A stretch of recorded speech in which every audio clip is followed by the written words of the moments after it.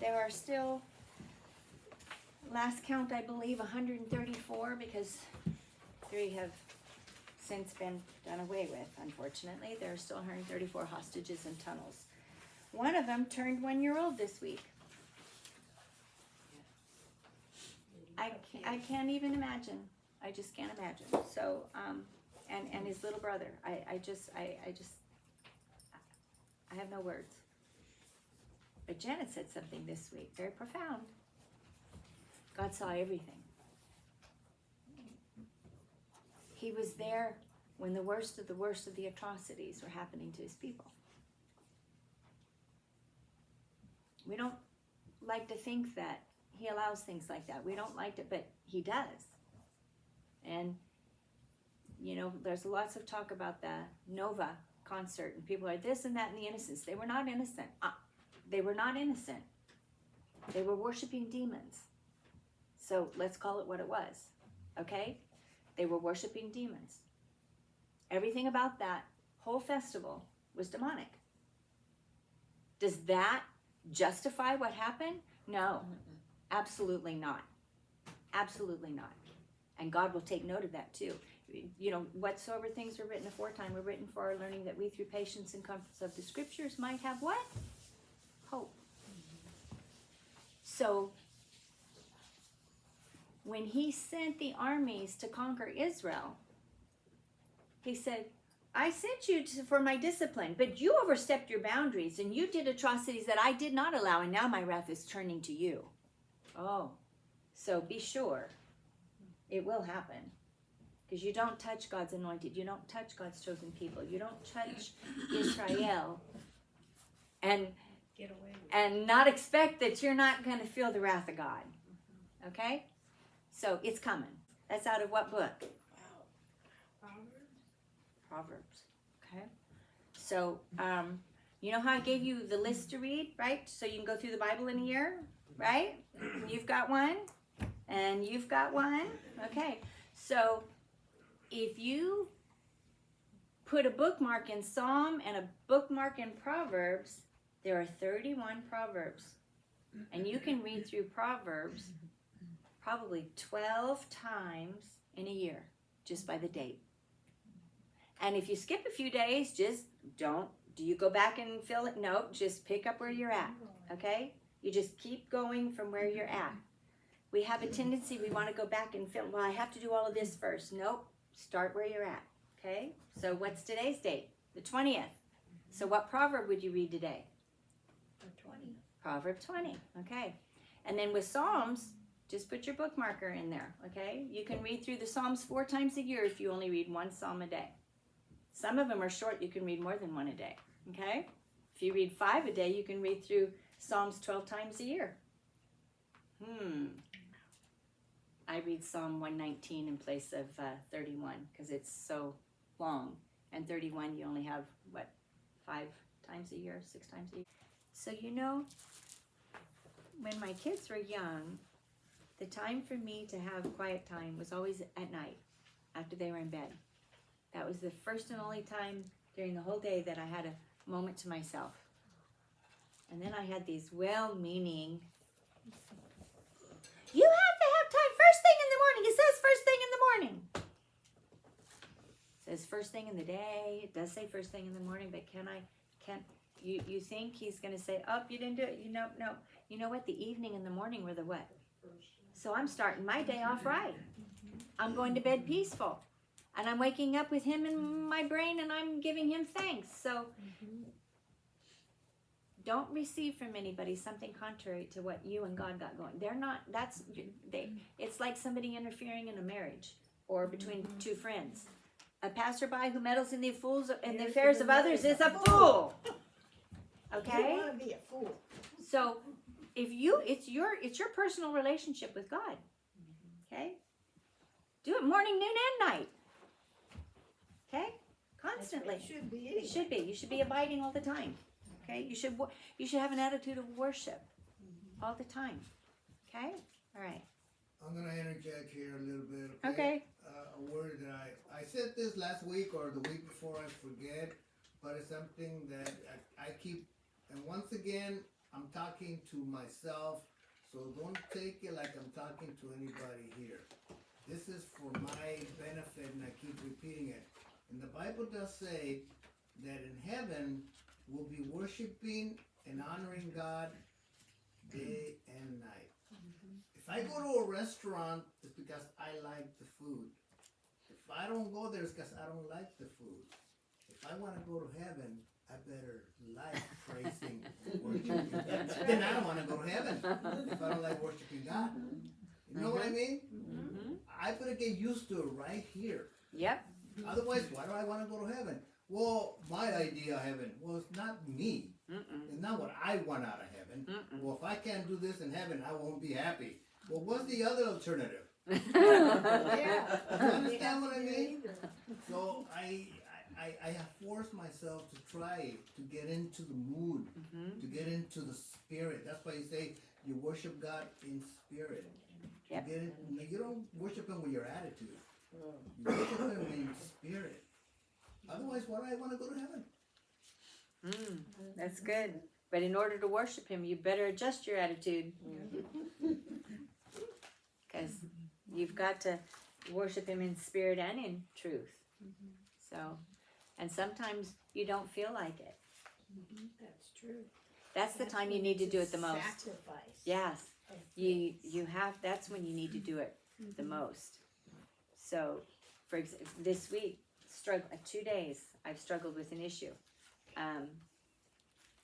And the struggle to have an attitude of worship with something that's unresolved. When you have unresolved issues, it should bother you. It should upset your day. It should, there should be something, because it's unresolved conflict. It needs to be resolved. It's an unresolved issue. It needs to be resolved. But when the unresolved is not on your part, now you've got to learn how to wait, move on in your relationship, but you can't ignore it. You can't forget it. It needs to be resolved. But sometimes issues don't get resolved. It doesn't hang just on you. Exactly. So you're going to be carrying that for a while. But it shouldn't stop you from doing what you need to do. It shouldn't stop you from worship. It shouldn't stop you from knowing that no matter what, He loves you no matter what. He's going to be with you no matter what. He will not leave you. He will not forsake. I mean, He loved me in spite of my sin. He loved me knowing that I was going to make deliberate bad choices. He loved me knowing everything that was going on in my life. When you hold the baby, for me, carrying the baby, I was in love with the baby, carrying the baby. But some moms bond at birth or what? Okay, that's whatever. That child has done nothing to deserve your love. Absolutely nothing. They made me sick for 9 months. Really sick. Really sick. Birth of them was a breeze, but boy, that 9 months was almost killer. They did nothing. Absolutely nothing to deserve that. Nothing. We need to get that in our heads. That's how God loves us. We have caused Him pain. We have caused Him, disobedience. I got a little 1-year-old that runs through the house now. Boy, she has a temper. Woo! And she throws things down. It's like, oh, really? Does that change my love? No. Doesn't change God's either. Okay? Of course, you'd like to go snap out of it. That's our job as parents, to discipline. That's what God does. He loves us through it. He disciplines those He loves. Okay? So, but the love doesn't change. The love isn't conditional. And we've got to get that into us no matter what we walk through. Okay? So on the note of forgiveness, since I'm there, little ones, you've got to listen to this, okay? So if somebody gets offended or hurt or something happens and maybe you're guilty, maybe you're not. Okay? Maybe it was unintentional. Maybe you were absolutely clueless. You had no idea you hurt somebody or that they took offense. What's the first thing you should do? Show me. Ask God, show me. You might be 100% wrong. You might only be 10% wrong. But if you're 10% wrong, you need to take 100% responsibility for that 10%. Does that make sense? And I don't tell them they're 90%. That's not how God does it. Jesus didn't hang on the cross and go, I'm only doing 10% for you. The other 90's on you. You're going to have to figure it out. Whoa. Right? He didn't do that. So you go 100%. I did this. I hurt you or I offended you somehow. Would you please forgive me? Can we discuss this so I know what exactly do I need to fix? You need to go humbly for them. But if you'd have done this and this and this, or I'm sorry you feel that way. That's not. Okay? And you don't just say, I'm sorry. Can you tell me how I hurt you? Because that's from their perception. I didn't hurt them. Their perception, but nonetheless, how can we work this through? Will you forgive me? Maybe it's just their perception. It never really happened. It wasn't nothing. I never even thought that. I didn't say that, but they heard something and they perceived it that way. They're still hurt. Do I love them or am I want to be right? Do I have to be right or do I love them? If I love them, I'm not going to push my own way. You didn't understand me. You need to, no. You shouldn't be in a sorry and forgive. I am sorry. I did this. Will you forgive me? Okay? If you go any other way, don't go. So you and God get an adjusted attitude. Okay, that was a freebie today. That was not a freebie today. Oh. That was talking to the Lord on the way here. I've had some words with him, and so that was what. You mean I had to go through this crap because... No, I'm only kidding.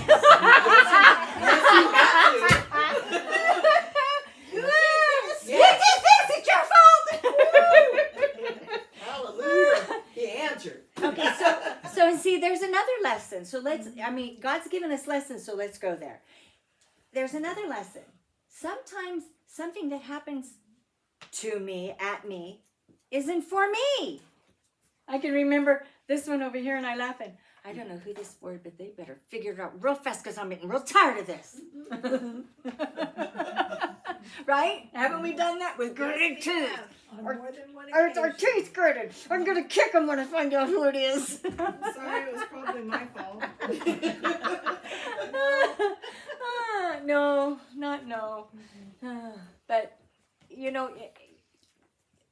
there's sufferings for a lot of reasons. The reason that there are sufferings, okay? Sometimes it's to purify us, all right? To teach us something. To help us get rid of and remove something, okay? Sometimes we walk through it because he's preparing us to walk through something much worse. Been there, done that. Learn your lesson the first time, okay? Learn it because everything that you go through, God, could you remove this from me? Don't ask him to remove it from you. Okay, what am I supposed to learn? Help me to grasp that because I'm going to need it. This one over here loves Psalm 51. Someday she's going to need that psalm. I don't know why. Okay? Grasp what he's trying to teach you. Grasp it. Hold on to it. Then the other reason we suffer, or the other reason we're tested, or the other reason we're whatever, we go through trials and hard times, is for somebody else, because somebody else is watching.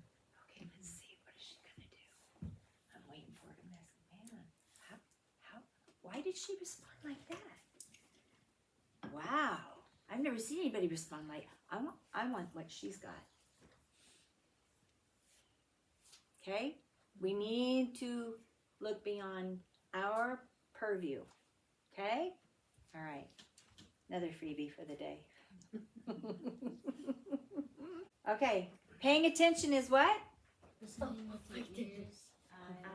and heart. Listening with your ears, your eyes, and your heart. And I have to tell you, you guys did fantastic over there last week. You were not listening with your eyes, because your eyes were doing something else and your hands were doing something else. But were your ears and your heart listening? Yeah, because I saw you turn around and I heard you ask questions. So you did really, really, really well. Okay? Paying attention with your ears, eyes, and heart. What's the next one? Obedience. Obedience, to do what you're told when you're told without be submissive. Yes. Okay. Very good. And then the last one that we sort of did. Order. A place for everything and everything in its place. Oh. Oh. Yeah. Okay. Am I worried about your outside or your inside? Both. I like that answer, but there's one that's more important to me than anything. Your inside. Oh. So look at my outside, at my surface. It's kind of messy, right? But have you opened my cupboards? You have, haven't you? Is everything in order? Is there a place for everything? Is everything in a place? Okay. That's how your inside needs to be. Okay? Inside. All this can be going on and you can still be peaceful and orderly inside. Okay? All right. Then we talked about the adults. We used the word resolve, resign, and realize. Resolve was to determine, right? Did we talk about determination last week? Right? Determination? What is determination? I'm going to do it no matter how hard it is. I'm determined. I'm set. I'm fixed, right? It means being brave regardless of my fear. See, courage doesn't mean you don't have fear, right? You can have fear and still be courageous. Matter of fact, I'm willing to bet you healthy. fear can be healthy. I'm willing to bet you that most courageous people are fear, have that healthy fear of nonetheless. How about we talked about Azariah, Hananiah, and Mishael. Shadrach, Meshach, and Abednego. That's their Babylonian names. And they went. Do you think do you think they were like, oh, man? But they were resolved, right? They were determined. It doesn't matter what you do to us, O King. If we perish, we perish. We're not going to deny our God, right? Okay. So that they were courageous. All right. So that's determination. All right. Do you always succeed? No. No. Sometimes we fall down, but what happens? You get back up. You get back up. All right. So after resolve came resign, right? That word resign. So one of the things, a good word for you is submit. Okay? To resign yourself means to submit. Now, is there a difference between obedience and submission? Trick question. There is. There is. Okay? You can obey sometimes without the happy submissive spirit. That's called compliance. Remember we talked about that last week? Okay. To submit means I surrender. In other words, I can obey thinking, there might be a better way to do this, or I'm going to do this, and but I really don't want to, but I'm going to go ahead and do that because I don't understand. I'm going to obey. I'm going to comply. I'm going to do it because I was told to do it, and I'm commanded to be obedient and do what I'm told to do. Submission says, you know everything. You created everything. You are way up here and you see all of this little tree. My life is, and you've lived forever and ever and ever and ever. I can't possibly know anything that he knows. I can't possibly have the knowledge or the wisdom he has. He has all of that. To surrender means I acknowledge how great you are and how not great I am. And so therefore I'm all in. You say it, I'm going to do it. I don't have to understand. I don't have to grasp it. But I'm going to do it with a willing heart. Okay? That's the difference between submission and obedience. Okay? You recognize the authority and you submit to it. I surrender. I put my will, my wants, and my desires aside. See, with obedience, I don't have to put my will and my wants and desires aside. But with submission, I do. Okay? Does that make sense? Yes. Okay. All right. So to resign means to submit without murmuring. That's the part I don't like. Me too. Are they submitting or obeying? What did they just gave you a clue. They said, I don't like that part. I don't like the murmuring part. So are they submitting or obeying? Obey. Obeying. Obeying. To submit without resistance or murmuring. Okay? Resignation is to yield or surrender my will to someone that I recognize and acknowledge as superior. That's why resolve and determination comes first. Because you've got to resolve it. You've got to answer the question in your head that you know who he is. Even if you don't fully know him, I know enough to know that he knows everything and I don't. Right? And that he loves me in spite of myself and no matter what. Right? That's resignation or submission. Submission is a little bit more than obedience. Okay?